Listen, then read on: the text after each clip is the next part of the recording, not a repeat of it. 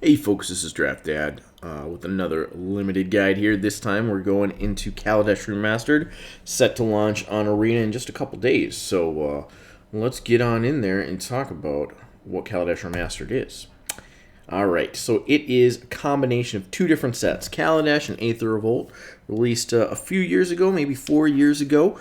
Some of the themes in these sets that we're going to see are artifacts. These are artifact sets, not unlike Maraudon, not quite so heavily invested in artifacts as Maraudon was, but it's still a definite theme here. Definitely bumps up the value of artifact killing spells, and there's quite a few in this set in green. You don't want to go nuts with them, kind of like Theros, where Return to Nature was valuable. That was the enchantment set. Somewhat similar to that.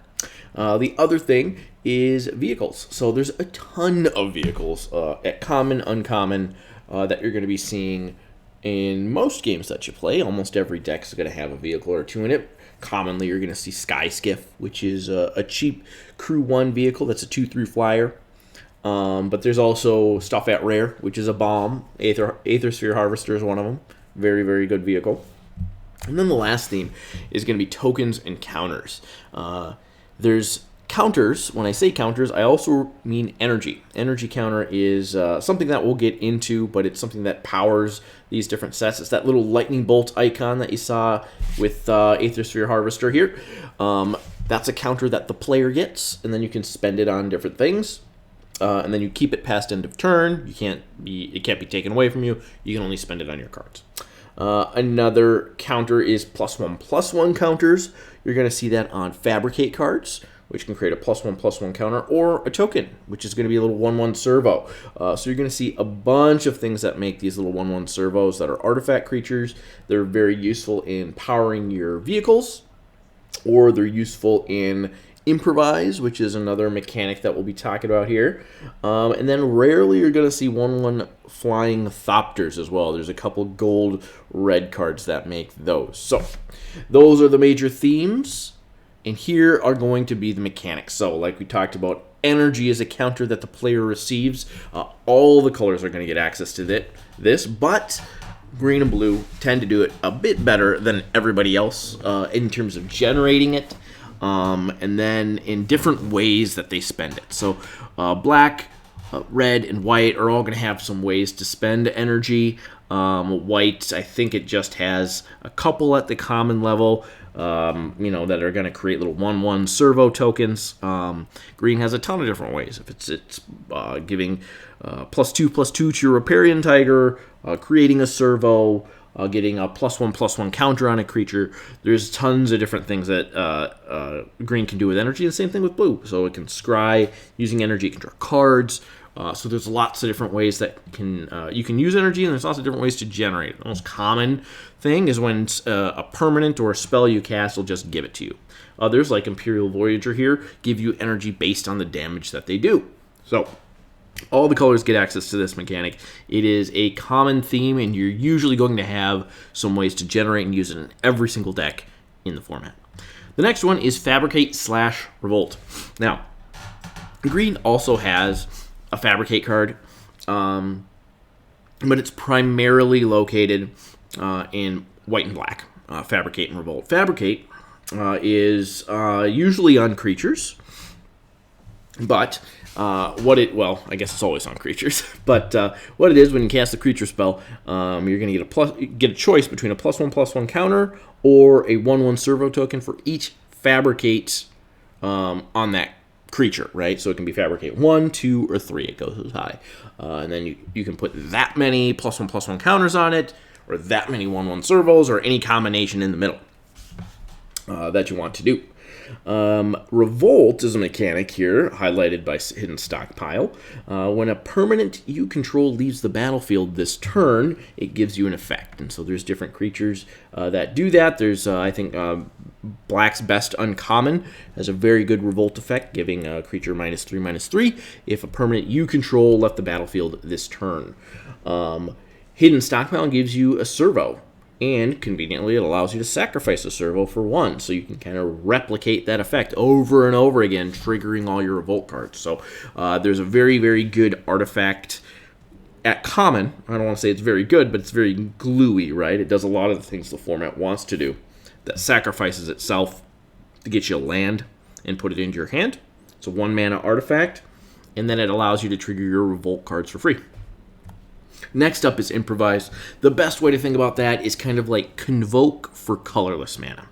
Okay, and it doesn't have to be creatures. So Improvise is whenever you tap an artifact, it reduces the cost of the Improvise card by 1 colorless mana for each artifact you tap. So servos serve a good purpose in this, right? They're going to allow you to power out your Improvise cards very cheaply, very efficiently, and in the case of Maverick Thopterist, they give you more artifacts to power out more Improvise cards. You can see how that can kind of snowball and allow you to start double spelling and get kind of nutty. Next up is Vehicles. Like we said, this is a Vehicles set, but red and white tend to do that the best. They have creatures that when they become tapped, they provide an effect. So if they're crewing up a vehicle, they provide an effect, like Renegade Wheelsmith here. And they also have creatures that, buff your vehicles. So if this creature crews a vehicle, that vehicle gets first strike until end of turn. So these power up your vehicles, help you to create a more vehicle central deck. And there's quite a few at common that you're going to want. And then there's some really bomby stuff at uncommon and above for vehicles. Last up is the counters deck. Winding Constrictor. So let's read that real quick. If one or more counters would be put on an artifact or creature you control, that many +1 of those counters go on there instead. Same thing goes for you. So energy, as we know, is a counter. So if you ever gain 2 energy, if you have this in play, you gain 3 energy. If you put a +1/+1 counter on a creature you control, instead you put 2 of those counters on a creature you control. This can get kind of insane. I know in Standard, this set was in Standard, there was a Winding Constrictor deck. So this is very similar to the Selesnya gold card in M21. Was it Conclave Mentor? If you're familiar with M21. So you're going to see that primarily located in black and green that care about +1/+1 counters. There's lots of ways to divvy those out in black and green, and then lots of ways to exploit it as well with cards like Winding Constrictor and Armorcraft Judge, and we'll get into those later too. All right, so for deck building, there's 3 major things that you're going to want to look out for when you're building your deck. Number 1, do I have ways to use and generate energy, right? Almost all the colors have different ways to use it, some more than others. I think green and blue depend on being able to use energy. Blue especially, as it's a weaker color and doesn't really have much else going on. Another one is go wide, and this is primarily in white, and a little bit the white-black deck, which is more grindy, but for sure white wants to go wide, buff the team, and swing over in a giant overrun type effect. Lastly is green Beatdown. So green is incredibly powerful in this set. I think it's the best color. And it just beats you over the head with creatures bigger than yours and bigger than your vehicles in a lot of cases. So those are the 3 primary things you're going to be trying to do when you're thinking about building your decks is, am I able to use and generate energy? Do I have a go-wide strategy with party-wide buffs for my team? Or am I just a smashy beatdown deck, whether it's vehicles or big green monsters? There's gradients in between there that we'll talk about, different archetypes, but these are the 3 major themes you're going to be looking at. All right, so color ranking. Top of the list, green. Its creatures are insane at the common and uncommon levels. They're just bigger and better than every other creature, bar none. They also, in a weird happening for green, they have decent, mediocre, but still decent removal. They have 3 different removal spells in the set, including Monstrous Onslaught at uncommon, which basically can wipe your whole team, right? It's a 5-mana sorcery speed spell. Deals X damage, divided any way you choose, to your opponent's creatures, where X is the greatest power among creatures you control. Since green has massive creatures, if you have something that's 6 power, it's going to deal 6 damage to your opponent's board, divided in a way you choose. You can just wipe their board. Also has great energy generation, and it can use energy very well. It ramps, it fixes, so very, very strong in this set. Pairs best with blue, but really anything except the green-white deck, which I don't really know what that's trying to do. Green X is very good.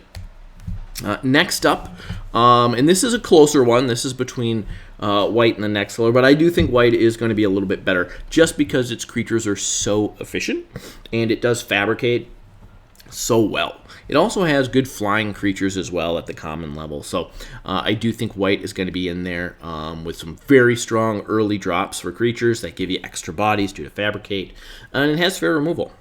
Granted, this removal is at the uncommon level, but what it has there is very good in Thopter Arrest and Skywhaler's Shot. Skywhaler's Shot being an incredibly efficient removal spell.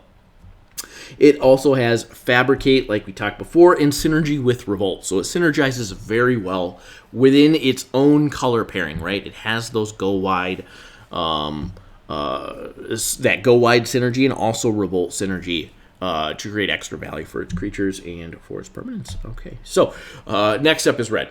Red's here because it has amazing removal. Harnessed Lightning, Welding Sparks at common and uncommon are very, very good. It also has some good vehicle payoffs, and as we know, this is a vehicle-themed set, so you're going to be able to have multiple vehicles in your decks, and red's going to make the most of them. It's the knock against it is it does have mediocre creatures at common. There's a few different good ones, but for the most part, you're depending on another color to kind of supplement your creature base at common and uncommon when you're playing red. So that's why it's in the middle of the pack. It's still a very strong color, and it may be in contention with white as the best, second best color in the format. Up next is black. So again, great removal here. Has a 4-mana kill spell that also can take out a vehicle if you want. And then it also has Die Young, which is the -X effect, where you can spend any amount of energy to give a creature -X. It also has some good Fabricate synergy, decent, mediocre energy gain in there, at common at least, with Die Young and Aether Poisoner. But the problem is poor creatures. There's only a few creatures at common that you're really going to not be embarrassed to put in your deck. So that is why black is down here. And then last up is poor blue. So this is a lot like M21, where black and blue were the worst colors in there. I think blue is still better than black in M21, but in this case, those are reversed, and blue takes up the rear here. It has poor removal. Poor creatures, and it lacks win conditions. So there is one win condition at common. It's a 7-drop, but we'll be talking about that one later. It's a very strong 5/6 Serpent, but other than that, there's really not a whole lot going on. Not very many ways to win within blue. It does generate energy fairly well, but it doesn't use it particularly well. Green or a different color you'd want to pair with blue would definitely use that energy better in a vacuum. It's more of a support color in this format, and its removal is just terrible. It has a card called Malfunction, which is a tap effect, but with Revolt in the set, there's lots of different ways to bounce your creatures or sacrifice stuff, so it can get blanked a lot. All right, so let's get into the colors themselves. White is up first.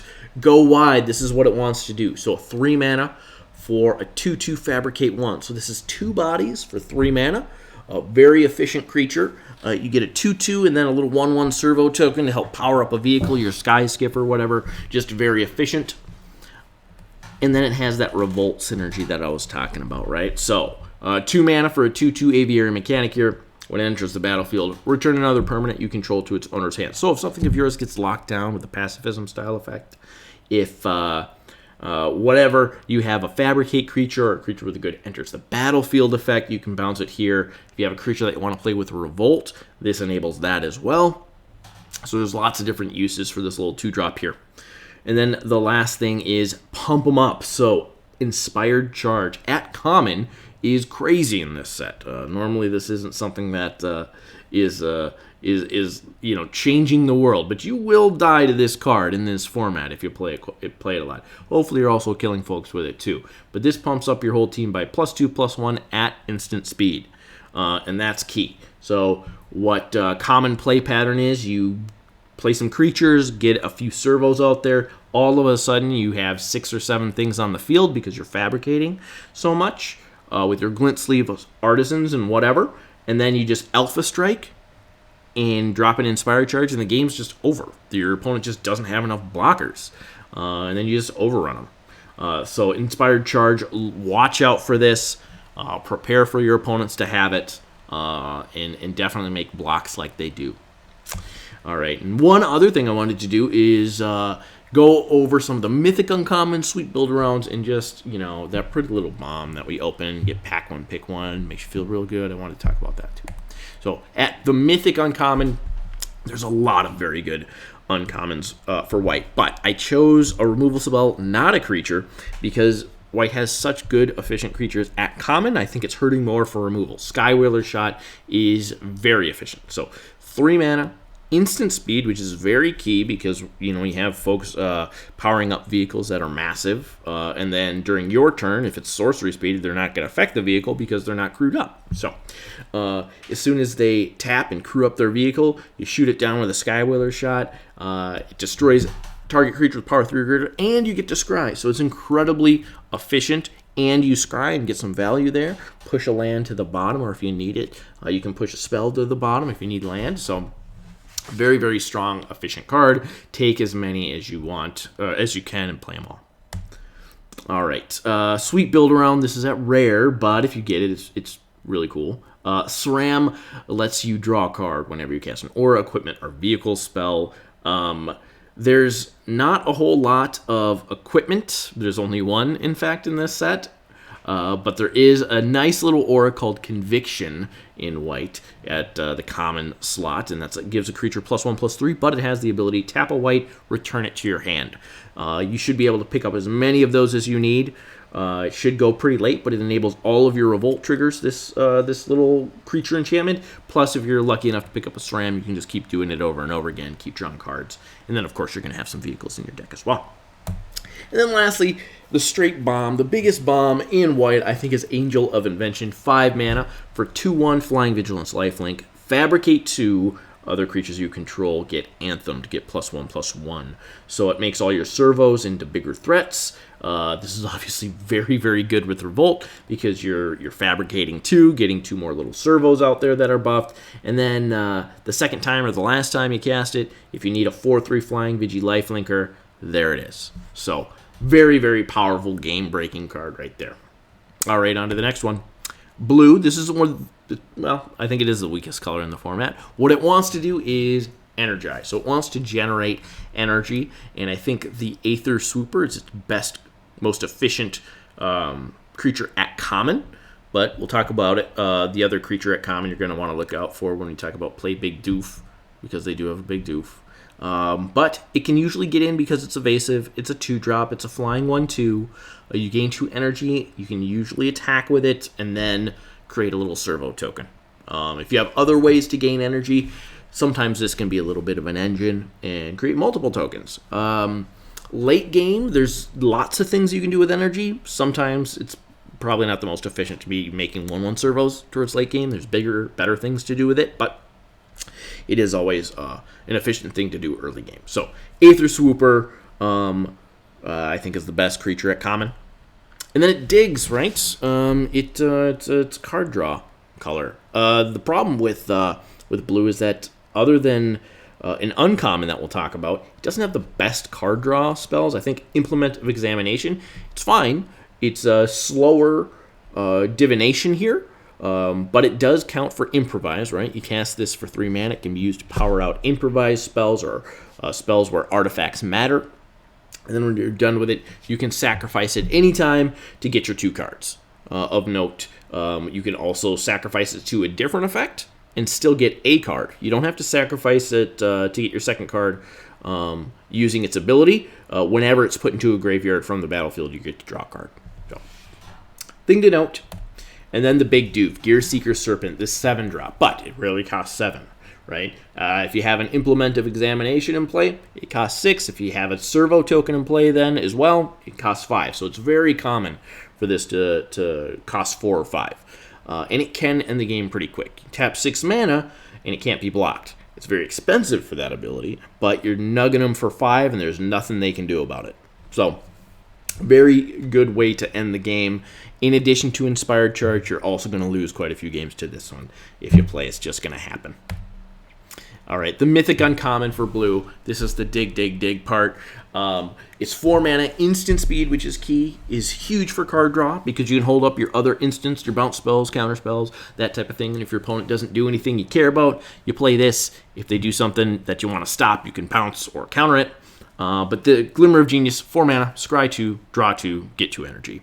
So everything blue wants to do, digs you 4 cards deep into your deck if you need it to, and you get energy as a payoff. So fantastic card. Wouldn't be embarrassed for us picking this draw spell for sure. Sweet build around. This one is at Mythic Uncommon, but it's too sweet to ignore. This is like before we had Shark Typhoon, there was Metallurgic Summonings. Not nearly as good as Shark Typhoon, of course, but it's 5 mana for this enchantment. Whenever you cast an instant or sorcery spell, you get an XX construct, where X is that spell's CMC, converted mana cost. So you cast an instant that costs 4, you get a 4/4. The other thing to note, 5 mana, exile Metallurgic Summonings, return all instants and sorcery cards from your graveyard to your hand.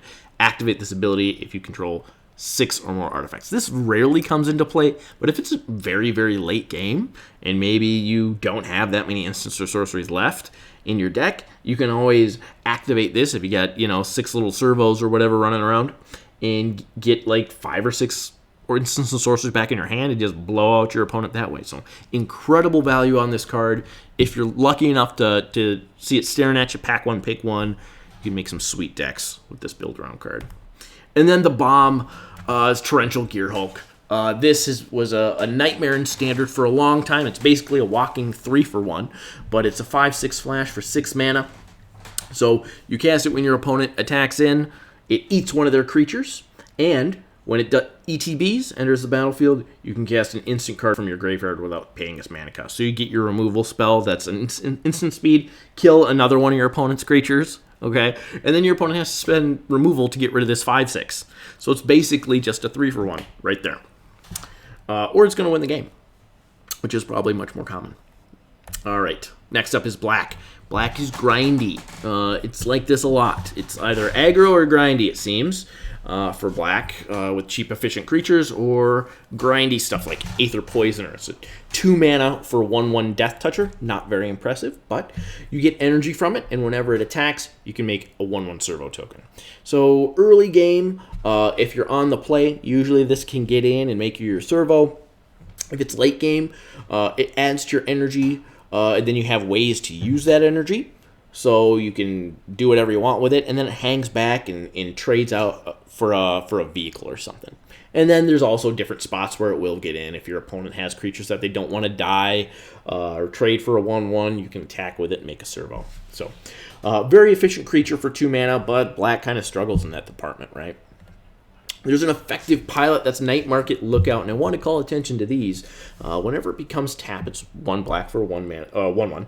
Each opponent loses 1 life and you gain 1. So it drains your opponent for 1 each time it becomes tapped. No, not attacked. And when you crew a vehicle, it taps that creature. So if you have 3 of these in play and you have your Sky Skiff, which is crew 1, you can still tap all 3 of them to crew your Sky Skiff at the end of your opponent's turn and just drain them for 3 at the end of the turn. If your Sky Skiff can't get in, or if you wanted to leave it back to block or whatever, you can just use this over and over again just to keep draining your opponent. Black also, of course, has solid interaction. Daring Demolition, 4 mana, destroy target creature or vehicle. Very efficient. It is sorcery speed. It's a little bit expensive, but it gets what you need to die dead. Okay. On to the next. Mythic Uncommon for black, I think, is Vengeful Rebel. This is going to be the only Revolt card we're going to see here. So when it enters the battlefield, if a permanent you controlled left the battlefield this turn, target creature an opponent controls gets -3/-3 until end of turn. It's 3 mana for a 3/2, and it kills a creature. So it's basically just a 2-for-1 if you can make that Revolt trigger happen. So very efficient creature, very strong, much wow. Sweet build around, underhanded designs. I love this card. It's kind of janky and grindy and cool all the same. But it's 2 mana for a black enchantment, so it's cheap. When an artifact ETBs under your control, you can pay 1. If you do, you drain your opponent. So this works for servos. So Fabricate. If you have a grindy black-white Fabricate deck, every time you're making a servo, you're draining your opponent for 1. Also, you can pay 2 and sack it to destroy any target creature. So that's pretty sweet as well, right? If your opponent wants to get rid of this, nah, I don't think so. I'm just going to sack it and kill your best creature instead in response. So, but you can only activate it if you have 2 or more artifacts. But if you're in that black-white Fabricate grindy deck, you're definitely going to have 2 or more artifacts on the field 95% of the time. All right, and lastly, the bomb. There's a lot of rare and mythic rare bombs that black has. Herald of Anger is just one I pulled out of a hat because there's so many. But it's a 7-drop, but it has Improvise. So you can have your servos help power it out, so oftentimes it costs 5 or so. But you get a 5/5 flyer. At the beginning of your end step, each opponent discards a card. And then you can also sack an artifact. Target creature gets -2/-2 until end of turn. So it turns all of your servos into creature kills. And it also makes combat completely impossible for your opponent as long as you have artifacts on the battlefield. So an incredible bomb, takes over the game right away, demands an answer, or it's game over.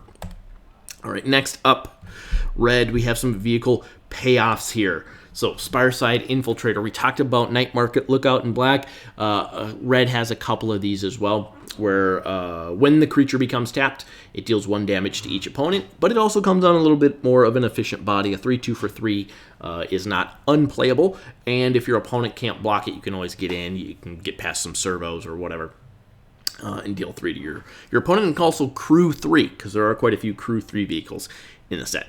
As usual, it has great removal. Welding Sparks, 3 mana. It's instant, deals X to target creature, where X is 3 plus the number of artifacts you control. So it pretty much always deals 4, and then sometimes it's going to deal 5, 6, or 7. So very efficient, instant speed removal that you're going to get in red.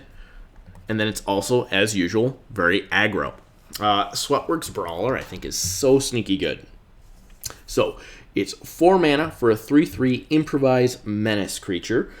If you have an artifact in play, you can power this out on turn 3. So a common play pattern is, you play your 2-drop that makes energy. You swing with it, create the 1/1 servo. If you have that Aether Swooper or whatever, that gives you a servo there.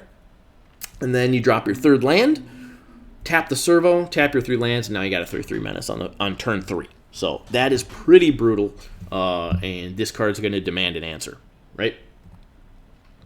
Mythic Uncommon, there's quite a few. I could have definitely chosen Harness Lightning, but I chose a creature because red does not have that many great creatures at common.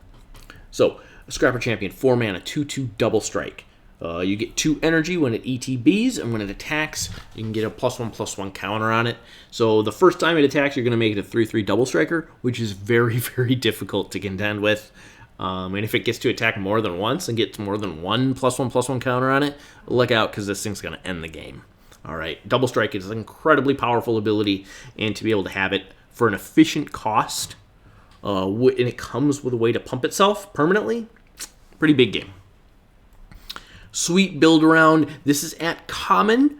So we're getting away from the mythics and rares and uncommons, but we do have one at common here. It's not going to work by itself, but because it's at common, you can get 5 or 6 of these things maybe. This is kind of like 7 dwarves in Eldraine, if you remember that set. It's 2-drop for 1/3. For a 1/3, if you can get a bunch of these, all of a sudden, your servos just start hitting your opponents for 2 or 3 every time you make one. Every artifact you drop. And that can quickly end a game. And then you're going to start seeing your opponent have to spend removal on your 2 mana 1/3 because they can't take any more pings from them. These things can also crew your vehicles, so they're not irrelevant. What you're going to see is a common theme. Your creatures that normally would become irrelevant late game can still be used to crew your vehicles and therefore serve a purpose. But this Artificer has double duty and also pinging your opponents whenever you make an artifact or cast an artifact spell. And then lastly, our first Planeswalker as a straight bomb. Chandra, this is Chandra's home plane. She's 4 mana here for a 4 loyalty Planeswalker. It has 2/+1 abilities. It can ramp you a little bit and give you a couple red, or you can exile the top card of your library, cast it, and if you don't, it just shocks your opponent for 2. And then it also has a -3 there where it deals 4 damage to a creature, so it can protect itself as well. And then the emblem just ends the game. It says game over on it. And whenever you cast a spell, it deals 5 damage to any target. So that is game over if you're ever able to get the ultimate on this. All right, up next is green, what I think is the most powerful color in the format. It fixes, it ramps, it does all of those things. The fixing part of it, Attune with Aether, green mana for it's a common here. Search your library for basic land, reveal it, put it into your hand, and then you get 2 energy here. So very efficient, makes green totally able to smash or splash in this format. It also uses energy very well, so Thriving Rhino, I think, is the best creature at common for green. It's 2/3 for 3, and then whenever it attacks, you can put a +1/+1 counter on it if you pay 2 energy. Since green generates energy so well, if you drop one of these on turn 3, on turn 4, you're attacking with a 3/4, and if you're ever able to attack again, this thing is pretty much just going to run away with the game, right? It becomes a 4/5, then a 5/6, then a 6/7, and then your opponent's dead, and they're just in chump block mode already. It does have other ways to smash, though. Riparian Tiger at the 5-drop slot. It has a lot of good 5s, but it's a 4/4 trample. Again, you get those 2 energy. You notice a theme here. Whenever it attacks, you can pay 2 energy, and then it gets +2/+2 until end of turn. So it becomes a 6/6 trample. If your opponent ever is foolish enough to try to block this thing, you can just buff the shit out of it and wipe their board. So Riparian Tiger demands an answer whenever you play it. I think this card is very, very strong in this format. The trample is also super relevant because it just runs right the hell over all the servos and Thopters that your opponent might play out. All right, the Mythic uncommon is green. In green is Ridgescale Tusker. It's 5 mana for a 5/5, so it's already efficient. And then when it ETBs, you can get a +1/+1 counter on each other creature you control. Since green is one of the colors that cares about +1/+1 counters, there's some really sweet things you can do there. And also, it has very efficient creatures already, and so you're going to have a huge board. This format tends to result in a lot of ground stalls, so you can have larger boards of creatures, and this can help push them all through. Any servos or whatever go from 1/1s to 2/2s, which is obviously much more relevant. So Ridgescale Tusker, pack 1, pick 1. One of probably the second best uncommon you can hope to see. All right, Armorcraft Judge. This is a sweet build around. Everyone loves drawing cards. It's a 3/3 for 4 mana, which isn't embarrassing already, but when it ETBs, draw a card for each creature you control with a +1/+1 counter on it. Compare that with Ridgescale Tusker before. If you have 4 creatures in play, all of a sudden you're drawing 4 3 cards. With Armorcraft Judge is not uncommon. Usually you can count that as at least drawing 2 cards if you're in green or green-black. For 4 mana, but a 4 mana for a 3/3 draw 2 is sweet. That is sweet. Also, there's different ways to bounce your cards in this format, right? Because Revolt is a theme, so if you pair this with blue, you can Aether Trade Winds this and bounce this creature back to your hand and do it all over again. All right, the Straight Bomb. So there's a cycle of Gearhulks in this format. Each color gets one of them. Verdurous Gearhulk is one of the strongest. I think it's the strongest of the Gearhulks in Limited. It's either this or Torrential Gearhulk in blue. So it's a 4/4 trample for 5. Not impressive yet, but when it ETBs, distribute 4 +1/+1 counters among any number of target creatures you control. They can also go on itself to make a big 8/8 trampler if you want. Or if you have, your Armorcraft Judge and your Riparian Tiger in play, it can spread them around, put 2 on itself and 1 on the others, or however you want to do it. So very strong, versatile, flexible card, and a straight bomb. Lastly, we got to talk about artifacts. This is built around the Vrooms. This is the Vroom set, right? So you have Untethered Express, which is the Mythic uncommon of the set. I think this is your number 1, pack 1, pick 1 uncommon. I think in green, Ridgescale Tusker is going to be stronger, but before you've committed to a color, you see this staring you in the face, you know it's going to end up in any deck in the format. This is going to be a premium card. Doesn't matter what color you're in. It's a 4/4 trample for 4. Crew cost of 1, just 1. which is very low for this type of vehicle. Whenever it attacks, it gets a +1/+1 counter on it. So it attacks as a 5/5 as soon as you put it down. After that, it's out of control. It's untethered, all right? And it's going to go ham. This will end quite a few games as well. You'll be salty when it happens because sometimes this card is just unbeatable. Another one, Sky Skiff. You're going to see this at common. Prepare to see this thing a lot. It's cheap, it's efficient, it's a 2/3 flyer that can be crewed up by a servo, and then it can start pinging you for 2 in the air, or it can gum up the air, block your flyers. So prepare to see this. This card by itself makes blue a worse color, because blue's evasion in flying doesn't really matter because most decks are going to have a Sky Skiff in them. Crew up is, so we're going to talk about servos. Oh, looks like my image is loaded a little bit weird here, but those servo tokens, that's going to be the primary way that you're going to crew your vehicles in this format. There are also quite a few little creatures that when they tap, they give you an effect, or smaller creatures. There's a lot of smaller creatures in this format, but you're going to use those to crew up your vehicles. I did want to talk about knots and implements as well. Each color gets either a puzzle knot or an implement, and their artifacts, when they ETB, the puzzle knots give you an effect, and then you can also sacrifice them to get that effect. The implements don't give you an effect when they come into play, but when they go into the graveyard, they give you an effect. But each color gets one. They're very handy for enabling Artifacts Matters cards, Improvise stuff, or Revolt. So kind of gluey, but not nearly as gluey as Renegade Map. So Renegade Map is great fixing at the common slot. It's 1 mana for this artifact, so a very common 1-drop you're going to see. And ETB's tapped, but you can sacrifice it and get a land card, put it into your hand. You're going to see this a lot to enable Revolt triggers as well. Artifacts Matter, Improvise creatures, those types of effects you're going to see powered out by Renegade Map quite a bit. So very gluey and not embarrassing to first pick, despite what it looks like.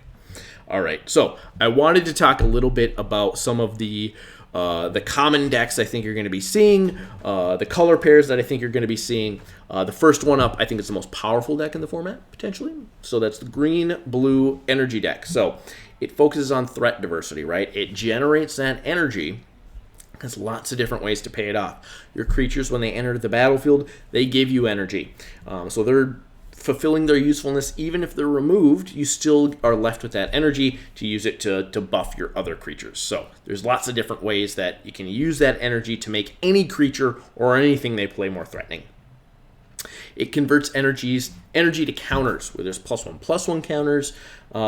In this case, sometimes it can be made to give you some 1/1 servos. And then it also brings the beats, right? We've talked about those green beatdown creatures. It definitely does that very well. So the first Signpost Gold uncommon is a 2/3 flying trample Imperial Voyager. Whenever it deals combat damage to a player, you get that many energy. So barring Sky Skiff, this thing's gonna get in, right? And when it does, you get 2 energy each time. If you can buff it, it's gonna do more. There's lots of different tricks in green, so you can have it trample over a Sky Skiff or kill it. Or get in for more damage and make you more energy. The other one was actually banned in Standard. It's definitely not ban-worthy in Limited, but it is very, very strong. It's a 3 mana for a 3/2, which already isn't embarrassing. When it ETBs, you draw a card and get 2 energy. So it just does everything that green-blue wants you to do. And then it trades off for a creature, or it mans a crew 3 vehicle later, or it gets in for some damage. So basically just it's like a 2.5 for 1 right here. So very, very efficient. Definitely wouldn't be embarrassed to first pick one of those.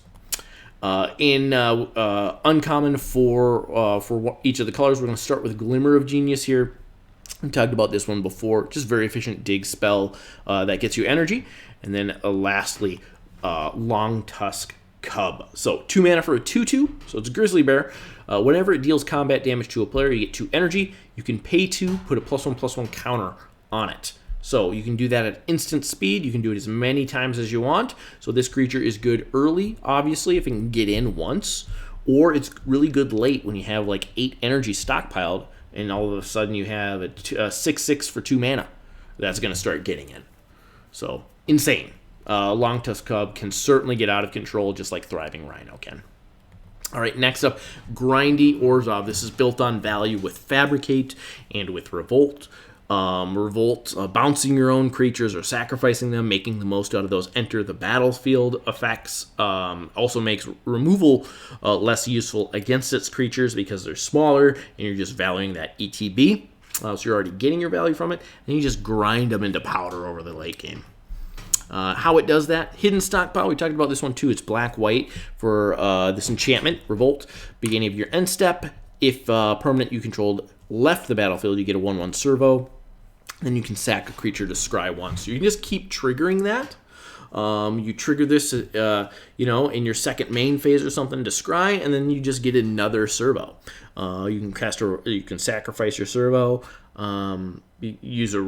Cast a Revolt creature or card, and then you just make another one at the end of the turn. So it's very efficient, and God help you if you get 2 of these in play. Then this thing becomes real crazy.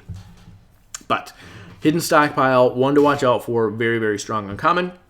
The other one, Restoration Gearsmith. It's a Gravedigger effect, so 3 for 4 mana.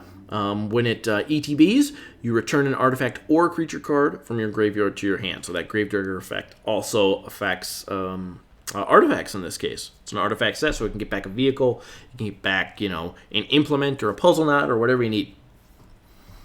Restoration Specialist, another one. Another recursive effect here. 2 mana for a 2/1. So not embarrassing. You can use it to crew your vehicles. Sack it, return up to 1 target artifact card, and up to 1 target enchantment card from your graveyard to your hand. So if your opponent manages to remove your Hidden Stockpile, or let's say you use your Underhanded Designs, right? That's that 2 mana black enchantment that we talked about earlier, where you can sack it to destroy a creature. You can get it back along with another artifact for the low cost of 1 white mana with Restoration Specialist. Very, very strong in this Grindy Orzhov deck. It's going to be brutal when it gets 2 cards back. It's going to be backbreaking. Last up, we talked about Underhanded Designs. Here it is again. Very good with Restoration Specialist. Just very grindy, fabricate, useful card here. Drains your opponent over and over again until you want to kill a creature, and then maybe you can get it back with your Restoration Specialist. So very fantastic, grindy Orzhov deck. Might be a little bit more difficult to get together because it does depend so much on its uncommons, but when it comes together, it's going to be pretty brutal. Next up, Blue-Red Improvise / Thopters. This is the color pairing that has the Thopter makers in it. There's only 2 in the set. So servos, Thopters, puzzle knots, cheap artifacts that you can tap to power out your improvised creatures. That's the name of the game here. And then it ends up with an evasive swarm of Thopters if you're able to get those uncommons, right? And generate energy. Blue is very good at it, generating energy, of course. So Maverick Thopters, we talked about this one, 5 mana for the 2/2 improvised creature. Creates 2 1/1 Thopter tokens with flying. So very efficient. Can usually power this out for 3 or 4 mana early game, and then get yourself a couple Thopters. The other one, Whirler Virtuoso. This card is fantastic. 2/3 defensive creature for 3 mana. You get 3 energy when it comes into play, and then you can pay 3 to make a 1/1 flyer. So very efficient. If you're good at generating energy, this card can get out of control, and then you can just swarm over your opponent with a bunch of little Thopters. Next up, Windkin Raiders. This is an improvised creature. So you can tap all your little servos and puzzle knots and things to power this out. It's 6 mana for a 4/3 flyer, which isn't the most efficient on its face, but if you can power this out for 3 or 4 mana, it becomes very, very good. Next up, I think Enraged Giant is fantastic. It's 6 mana for a 4/4 improvised trample haste, but you can often cast this for 4 mana. Having a 4/4 trample haste come down and just start swinging right away. It smashes over servos and Thopters and you name it. There's a lot of smaller creatures in this set. It comes out of nowhere and just starts dealing damage. So very efficient creature after improvise if you're set up to play this for cheap. Next up is the vehicle deck. Vroom, very important. You need your vehicles in this. Speed kills. It's like most Boros decks, very aggro, focused on cheap creatures. This one does have a late game plan, and that is going to be your vehicles where your what would be an irrelevant 2/1 is now crewing a vehicle. Effects on tap. So creatures that tap to give you an effect, they tap to crew a vehicle, and then they also damage your opponent. First up, we talked about Renegade Wheelsmith. It's 3 mana for a 3/2. When it becomes tap, target creature can't block this turn. So you remove your opponent's Death Touch creature, or something that could get in the way of your vehicle. Or if you want to attack with this as a 3/2, you can remove the thing that's going to block and trade with this, right? So very efficient, very good card there. Next up is Veteran Motorist. 2 mana for a 3/1. When it ETBs, you scry 2, which is kind of random to see on a Boros card, but hey, we'll take it. Whenever it crews a vehicle, that vehicle gets +1/+1 until end of turn. So if you have your Sky Skiff that you crew with this, maybe not the most efficient use of crew, but it becomes a 3/4 flyer, which, is good on offense or defense. So it's also very cheap, just a 2 mana card, and it scries you 2. Can't go wrong. Next up, Speedway Fanatic. Not as impressive, usually not going to have the most relevant ability, but it just goes to show you that this color pairing definitely wants to be crewing up vehicles.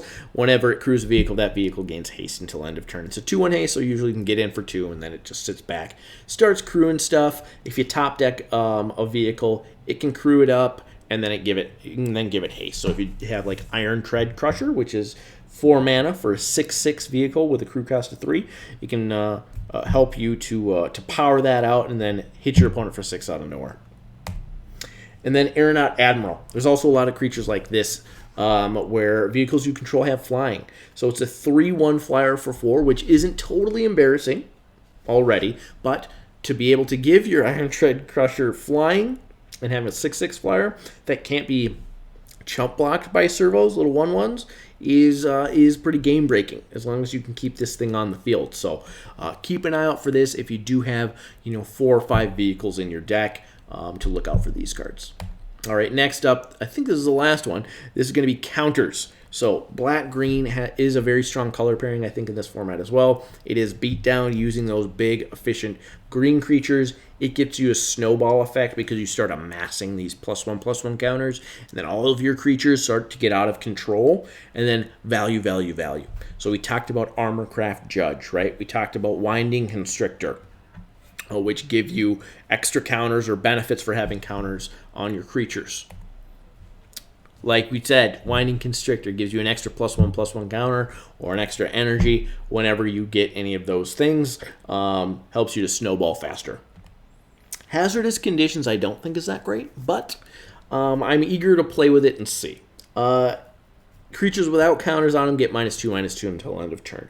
If you're drafting a counter stack, you don't have really ways to make servos or anything, sometimes this card can be helpful just to wipe out all the servos on your opponent's side of the board. Your creatures are going to be big. The ones that aren't are going to have +1/+1 counters on them sometimes. And so this can be a 2-for-1 in some situations or wipe out some servos. Good against smaller creatures that are just there to crew up vehicles. It can kill all of those because vehicles are going to get in the way of your big green monsters. So it does have applications, but I wouldn't pick this one too highly. It's really deck dependent on if you want it. Next up, Aetherborn Marauder. It's a 2/2 flying lifelinker for 4, which already isn't embarrassing. And when it ETBs, you can move any of +1/+1 counters from other permanents on to Aetherborn Marauder. So if you have a ton of those in play, you can make a big 7/7 flying lifelinker and then just kill your opponent with it. I'd imagine most of the time you don't want to go all in on this in case your opponent has removal. Making it a 4/4 or 5/5 flying lifelink for 4 mana is insane anyway. This should be a high pick for you if you're in the counters deck and have any way to get it +1/+1 counters. Last up, I got Maulfist Revolutionary. Didn't want it to do Armorcraft Judge again because we talked about that one, but for this, 3 mana for a 3/3 trample, already very efficient. When it ETBs or dies, for each counter on target permanent or player, put another counter on permanent or player instead. So this works for energy, If you don't have creatures with +1/+1 counters on them, or if you do, you can have it target that creature, buff it up a little bit. If you have Winding Constrictor, it gets even a little bit more nutty. So lots of different applications for this, and it triggers twice when it's when it ETBs and when it dies. Can't go wrong. All right, so that's it for me. That's my overview of Kaladesh Remastered. Let me know what you think. Thanks so much.